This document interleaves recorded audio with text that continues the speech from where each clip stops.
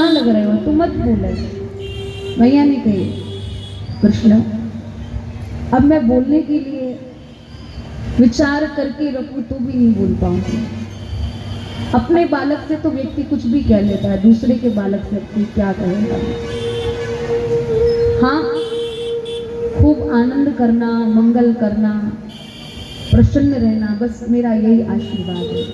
जहाँ रहो मेरे कुंवर लाल ले, जीवो कोट भरीस, जीवो कोट भरीस। मम्मिया यशोदा मैया आला को विदा करती है। मैया यशोदा कृष्ण कृष्ण कह करके बस लाला को एक बार हृदय से लगाती है, मेरा लाला, मेरा कन्हैया। मैया को रोता विलकता कृष्ण छोड़ करके रथ में बैठ गए हैं और अक्रूर जी से कहा, अक्रूर काका इतनी वेग से रथ चलाना कि मेरा रथ यहाँ कहीं बीच में रुक ना जाए, मेरा रथ सीधे मथुरा में जाकर के रुके।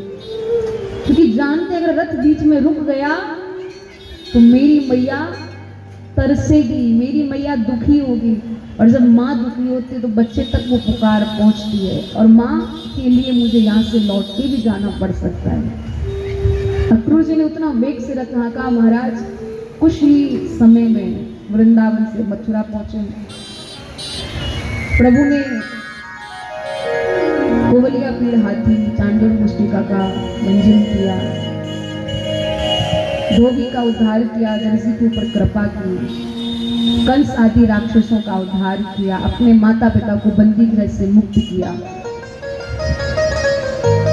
यहाँ नाना उग्रसेन जी को राजा बनाया और उसके तत्पश्चात कृष्ण विद्या अध्ययन करने के लिए उज्जैन सांदीपनी पाठशाला गए हैं। वहां से लौट करके आए हैं तो देवकी माता ने बस सुना था कृष्ण को माखन खाना अति प्रिय है। यशोदा मैया ने अपने हाथ से भोजन बनाया और भोजन की थाली में माखन रखा। कृष्ण को कहा, लाला मैं भोजन लेके आई हूं, पाओ। कन्हैया ने अभी तक भोजन की थाली नहीं देखी, मां से कह दिया हाँ ठीक है। पर जैसे ही महाराज माखन को जैसे लाला ने देखा, तत्काल कृष्ण को अपनी माता यशोदा की याद आ जाती है। कृष्ण थाली को हाथ से आगे बढ़ा के मैया मैया ओ मेरी मैया, मैया मैया, अरे मैया वो तेरी बहुत याद आ गई। सिर्फ मैया मैया कह के कन्हैया मथुरा की अटारियों पर चढ़ करके दोनों भुजा पसार के कहते, मैया मैं जिस दिन से मथुरा आया हूं मेरे कान तरस गए हैं कनुआ कनुआ सुनने के लिए। जिस दिन से मैं मथुरा आया हूं ना, मैंने उधर भर के भोजन नहीं किया है। ये बात देव की माता ने सुनी, घबरा गए और वसुदेव जी को जाकर के कहा। वसुदेव जी ने उद्धव को बुलाया। उद्धव कृष्ण को आकर के कहते, क्यों रो रहे हो, किसके लिए रो रहे हो? कृष्ण कहते हैं, उद्धव मेरी मैया, मेरे बाबा, उद्धव मेरी मैया मुझे इतना प्रेम करती थी, इतना प्रेम करते थे। कृष्ण कहते, तो उद्धव ने कहा, ये मैया तो यहाँ भी बैठी है, ये क्या प्रेम नहीं करती है? बोले करती है, पर उद्धव उसके जैसा नहीं करती है। उद्धव मेरे बाबा, मेरी मैया तो फिर भी मेरे साथ ही रहती थी। मैं अपनी माँ के पास सोता था, मेरी माँ मुझे खिलाती थी, मेरी माँ के साथ में जाता आता था, पर बाबा से तो मेरा उतना संपर्क नहीं था। मैं बाबा के उतना नजदीक समीपीकरण में नहीं था, मेरे बाबा के मैं उतना समीप नहीं जाता था। मेरी मैया फिर भी मुझे डांटती थी, चिल्लाती थी, पर मेरे बाबा ने कभी मुझे चिल्लाया नहीं, कभी भी एक डांट नहीं सुनाई। अरे उधर जब मेरे बाबा जाते थे ना तो अपने पैरों में पनैया भी नहीं पहनते थे। पनैया माने जूतियां, पादुकाएं, इसलिए कि कृष्ण आएगा मुझे पहना करके जाएगा। और लगता है उधर जिस दिन से मैं आया हूं ना, मेरे बाबा ने पनैया भी नहीं पहनी होंगी, क्योंकि अब उनका कृष्ण वहां पे नहीं है। तो जाना और देखना बाबा ने अगर पन्हैया ना पहनी हो तो तू जैसे मैं पन्हैया बाबा को पहनाता था वैसे तू पहना देना। बस मैया मैया कह के उद्धव बोले यहाँ क्या कमी है?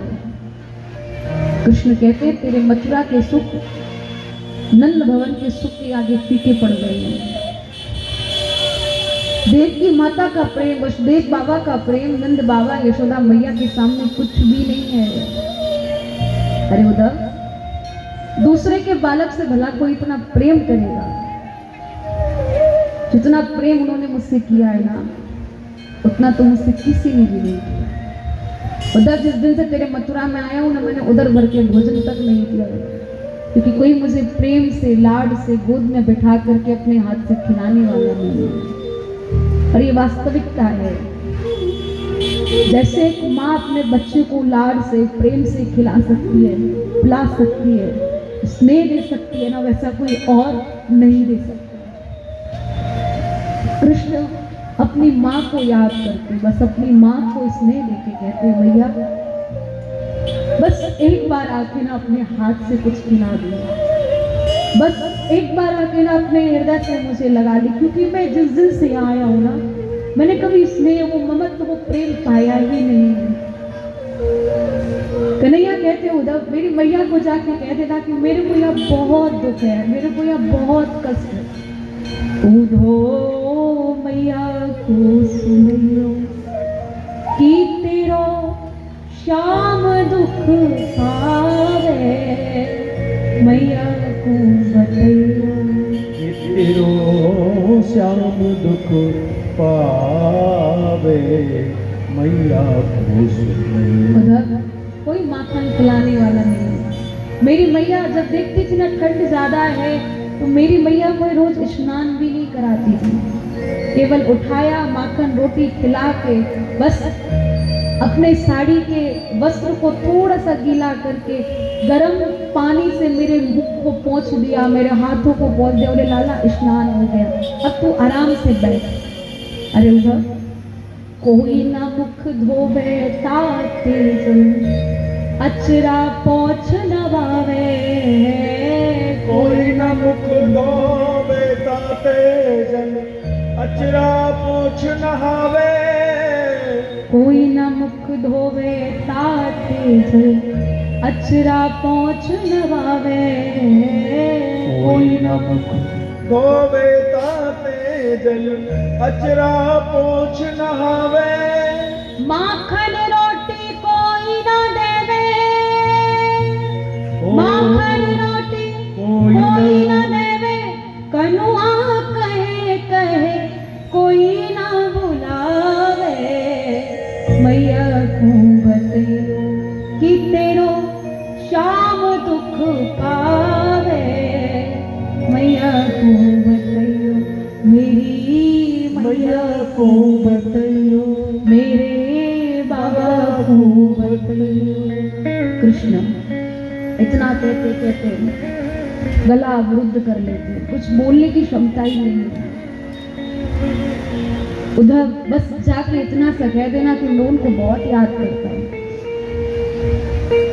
यहाँ उद्धव जाने को तैयार है, उसी रथ में भेजा जिसमें कृष्ण गए थे, अपना मोर मुकुट लगा करके भेजा, बोले जाना और कहना कि मैं कृष्ण का सखा हूँ। उद्धव गए, जैसे ही मथुरा से चल के वृंदावन की सीमा में पहुंचे ना महाराज, उसके वस्त्रों में कांटे अलझ जाते हैं। चले कुछ दूर मथुरा से वृंदावन निकट आया, वहीं से प्रेम ने अपना अनोखा रंग दिखलाया। उलझ कर वस्त्र में कांटे लगे, उद्धव को समझाने की तेरा ज्ञान पर्दा फाड़ देंगे वो प्रेम दीवाना। वहां मत जा, क्या करेगा वहां जाकर? अरे तेरा ये जो ज्ञान है ना, वहां कुछ भी नहीं उठा पाएगा, तू प्रेमी बन जाएगा, मत जा, लौट जा। उद्धव नहीं माना, उद्धव गया। ग्वाल वालों ने देखा कि आज वही रथ आ रहा है जिसमें कृष्ण गया था, प्रतिदिन आते थे देखने के लिए, आज आएगा आज आएगा। और जब नहीं आता था ना कृष्ण का वो रथ, तो ग्वाल वाल जाके मैया को कहते थे मैया आज भी नहीं आया। मैया कहती थी लाला अब वो हमारा कनुआ थोड़ी, अब तो वो कृष्ण है, तो कृष्ण हमारे लिए क्यों आएगा? कनुआ होता तो आता। ग्वालवाल सब खड़े हैं, रथ देख करके बड़े खुश। एक तो कहते हैं मैं बोलूंगा ही नहीं, उससे बातें ही नहीं करूंगा, क्योंकि परसों की कह के गया था, आज बरसों में लौट करके आया। पहले उससे लड़ूंगा, जब वो मुझसे क्षमा मांगेगा तब फिर उससे बोलूंगा, वरना बात ही नहीं करूंगा। ग्वालवाल सब गए हैं। उद्धव का जब जय श्री कृष्ण सुना, वो ग्वालवाल कहता है अरे लड़ तो बाद में भी लूंगा, पहले जाके देखो तो सही मेरा लाला कैसा है। पर ग्वालवालों ने जब उद्धव को देखा ना महाराज, ग्वालवाल बोले अरे भैया हट, जल्दी हट, हमारा लाला भीतर बैठो, आ रहे हो, हट हट जल्दी हट। उद्धव बोले कोई लाला नहीं है, मैं ही आया हूँ। ग्वालवालों ने जब देखा कि मैं ही आया हूँ, ग्वालवाल मुंह लटका के उदास होकर के मौन खड़े। उद्धव कहते हैं मैं कृष्ण का सखा, गुरु बृहस्पति का शिष्य हूँ, कृष्ण का संदेश लेकर के आया हूँ। मैया बाबा से जाकर के मुझे एक भाव अर्पण करने का विचार है। कहाँ है मैया बाबा? ग्वालवाल कहते हैं क्या करोगे जाकर के, कुछ मिलेगा क्या वहां जाकर? बोले मैं कृष्ण का संदेश। बोले उद्धव वो तुम्हारा मित्र ही उनको इतना दुख देके गया है कि अब वो किसी योग्य ही नहीं रहे, अब तुम और आ गए वो दुख पहुंचाने के लिए, लौट जाओ मत जाओ। उद्धव बोला बस एक बार दर्शन करके आऊंगा। ग्वालवालों ने कहा ये जो जल की धारा देख रहे हो ये कोई सरोवर जलाशय नदी की धारा नहीं है। जिस दिन से तुम्हारा कृष्ण गया है ना, हम सब उसको इतना याद करते हैं, हम उसको इतना स्नेह किए थे कि उसके बिना हमसे रहा नहीं जाता है। हमारे नेत्रों का जल ही जलधारा बन करके बह रहा है।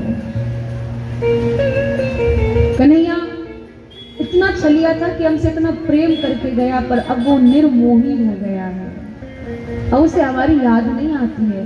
अब आएगी भी कहां से भैया? अब तो मथुरा में उसके बहुत सखा होंगे ना, अब उसे हमारी जरूरत थोड़ी होगी। अरे हम तो अनपढ़ गवार भोले भाली ब्रजवासी, हम उसे क्या दे सकते हैं, हमारे पास है क्या? ग्वालवाल इतना कहते कहते बस अश्रु लेकर के आंखों में बोले जाओ मैया बाबा से मिलके आओ। उद्धव गए, बाबा मैं कृष्ण का सखा प्रणाम करता हूँ। कृष्ण का नाम सुनते ही बाबा बड़े खुश। हाँ उद्धव क्या कहने आए हो, बोलो। बोले वो आपको बहुत याद करते हैं, रोते हैं आपके लिए। बाबा ने कहा उद्धव वो एक दिन रोता होगा, 2 दिन रोता होगा, हमारी तो वो स्थिति जिस दिन से गया है ना, हमारी कभी नेत्रों की अश्रुधार बंद ही नहीं हुई है।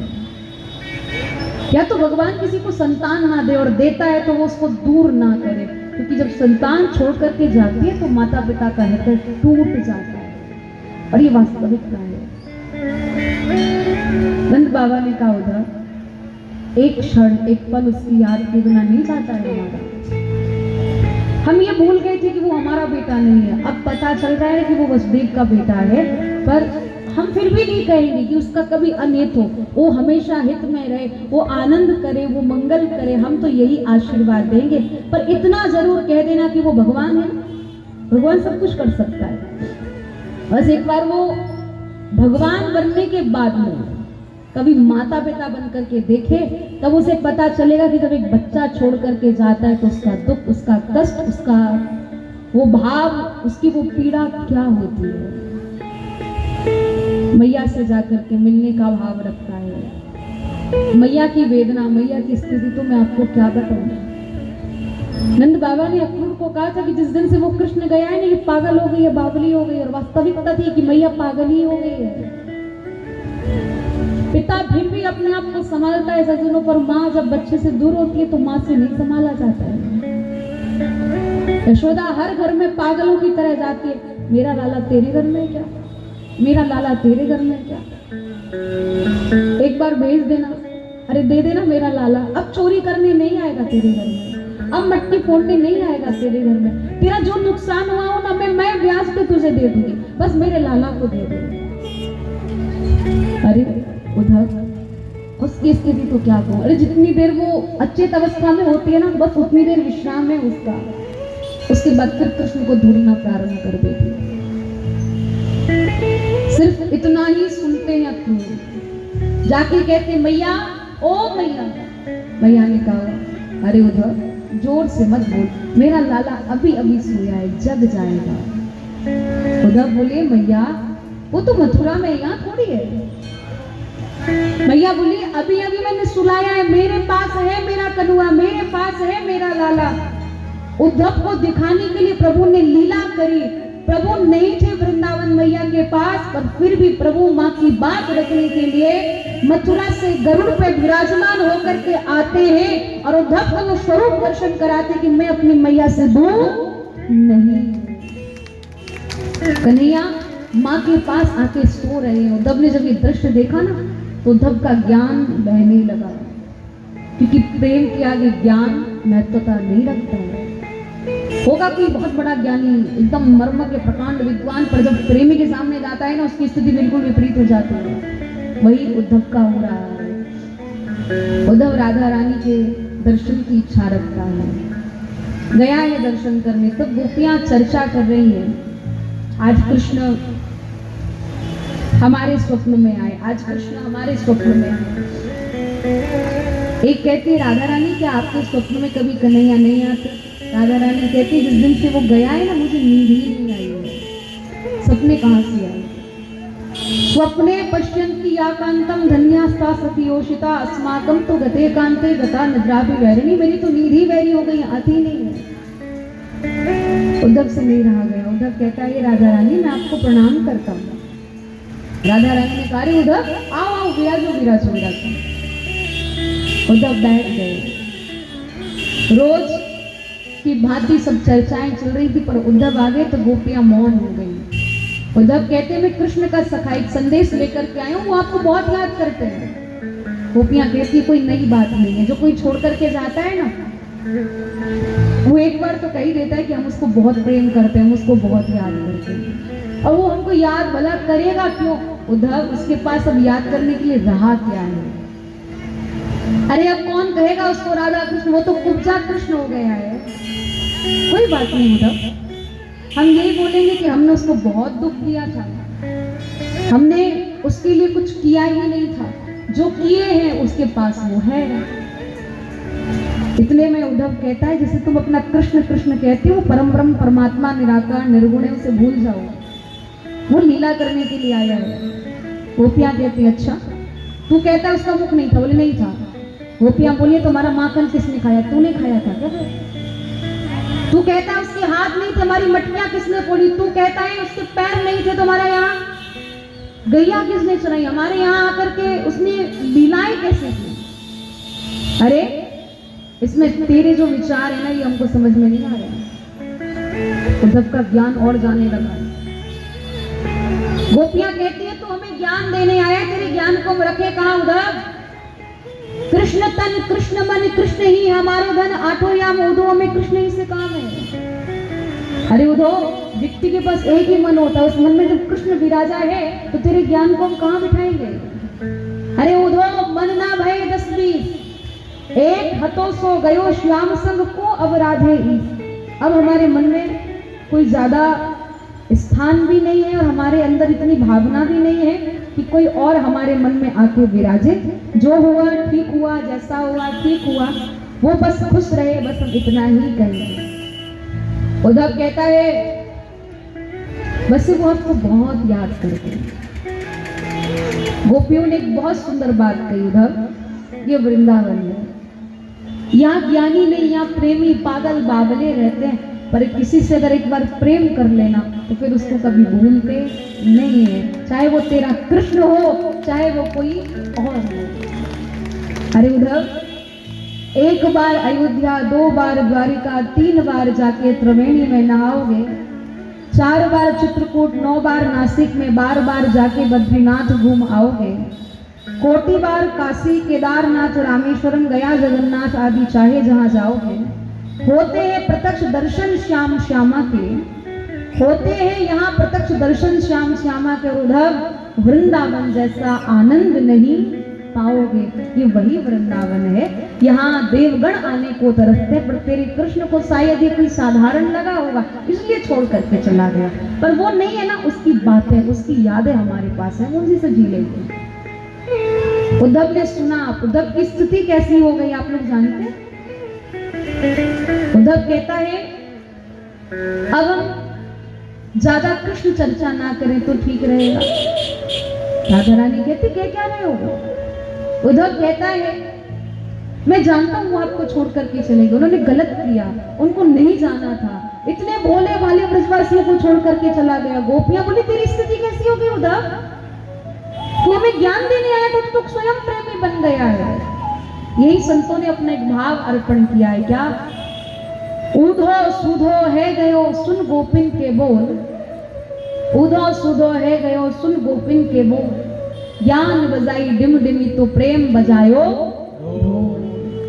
उद्धव कहता है वंदे नंद वद स्त्रीणाम पाद रेणु मिक्षणसः यासाम हरि कथोद्गीतम पुनाति विनत प्रेम। बोले मैं यही रहकर के कृष्ण कृष्ण कहूंगा, राधा राधा कहूंगा, नहीं जाऊंगा।